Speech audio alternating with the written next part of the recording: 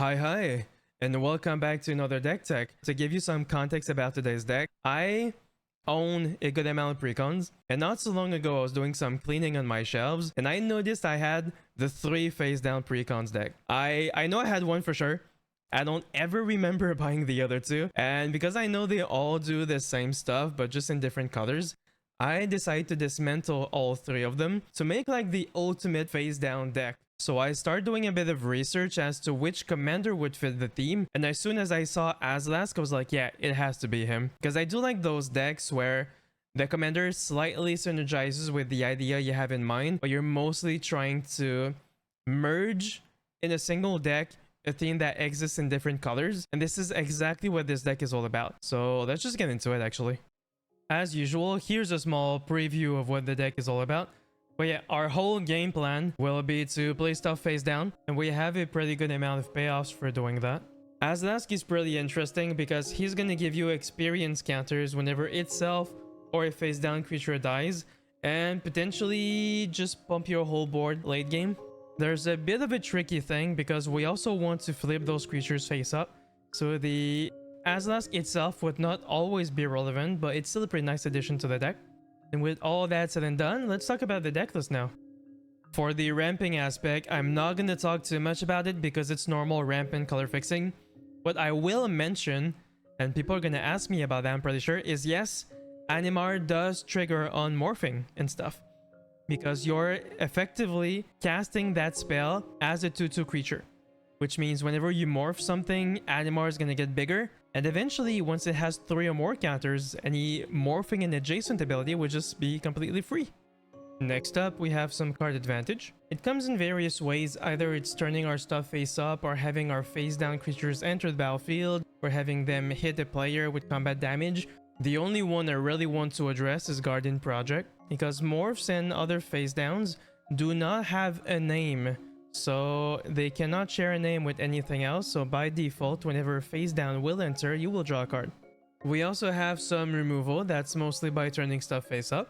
We also have some counter spells and misdirection effects, and I think those are legit my favorite cards because no one expects just a counter spell laying on the table. We also have 2 board wipes, and I chose those 2 because they are a way to technically keep our face downs alive.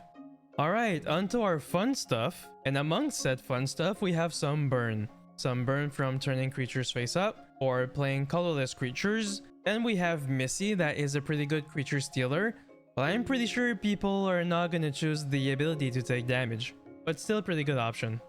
And we also have a variety of ways to cheat creatures face down on the battlefield, and they range from some activated or triggered abilities or stealing cards from other people's decks. There's a good mix of them, and I would say they are your core pieces of the deck because they really are the ones that keep your engine going.